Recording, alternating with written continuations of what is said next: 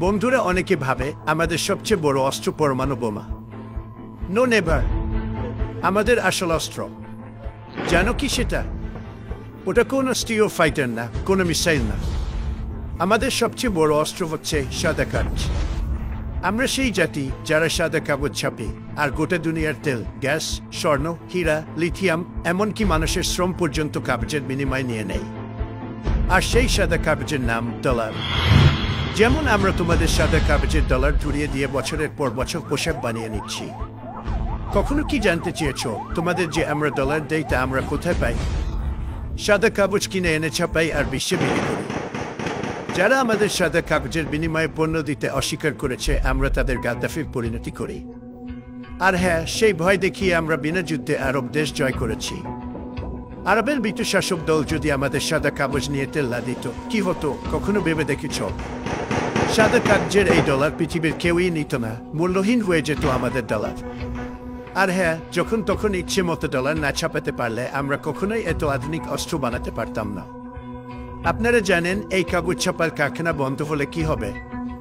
আমাদের যুদ্ধযন্ত্র থেমে যাবে, আমাদের আধুনিক অস্ত্র তৈরির বাজেট থাকবে না, স্টিল, মাইক্রোচিপ, সেনাবাহিনী সব স্থবির হয়ে যাবে। তাহলে প্রশ্ন আসে, মানুষ কেন আমাদের ডলার নেয়? কারণ তারা ভয় পায়। ভয় আমেরিকার বোমার, স্যাংশনের, রেজিম চেঞ্জের। যারা ভয় পায় না তারা এখন আর বেঁচে নেই। আসুন কিছু উদাহরণ দেয়। সাদ্দাম হোসেন একদিন বলেছিলেন, আমি তেল বিক্রি করবো ইউরো দিয়ে। ও বয় বড় ভুল। তার কণ্ঠ থেমে গেছে চিরতরে। ডলার না নিয়ে অন্য মুদ্রায় তেল। সাদ্দামের ট্যাঙ্ক উল্টে দিয়েছি।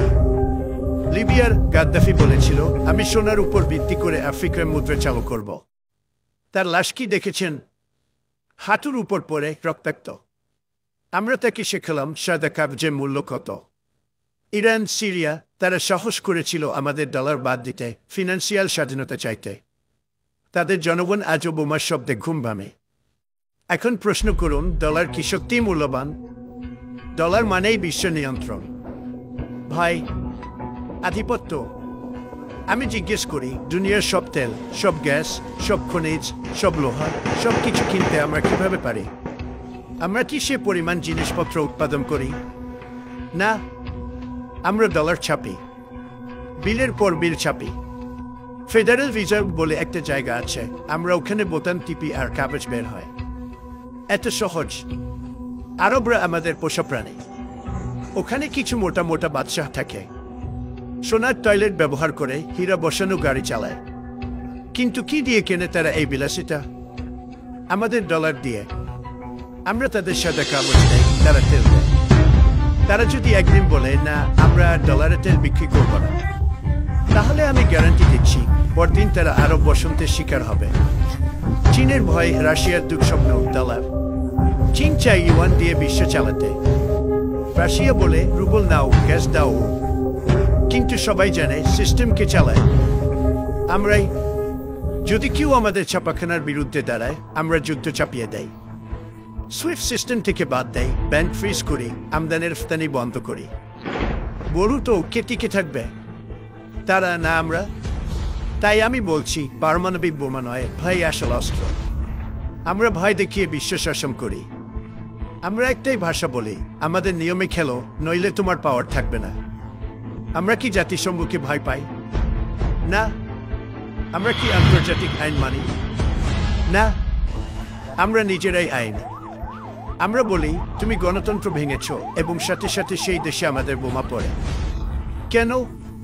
কারণ আমরা তা পারি। কারণ আমরা ইউনাইটেড স্টেটস অফ আমেরিকা। আপনাদের ফ্রিডম সস্তা নয়। আমরা আমেরিকানরা ভাবি আমরা স্বাধীন। হ্যাঁ স্বাধীন, কিন্তু সেই স্বাধীনতা এসেছে এই সাদা কাগজের মাধ্যমে। আমাদের স্কুল, হাসপাতাল, হাইওয়ে সব চলে সেই কাগজে। আমরা যখন ছাপি তখন চাকরি হয়, ছাপি তখন সেনাবাহিনী শক্তিশালী হয়, তখন বিশ্বের শাসন পাই। আর যারা ভাবে এটা তো জালিয়াতি, আমি তাদের বলি, গ্রো আপ। এটাই পলিটিক্স, এটাই পাওয়ার। ডলার শেষ মানেই আমেরিকা শেষ। আমি আপনাদের ট্রাম্প হয়ে বলছি, আমাদের যদি ডলার ছাপার অধিকার কেড়ে নেয় কেউ, আমেরিকা একদিনে আফ্রিকার চেয়ে দুর্বল রাষ্ট্রে পরিণত হবে।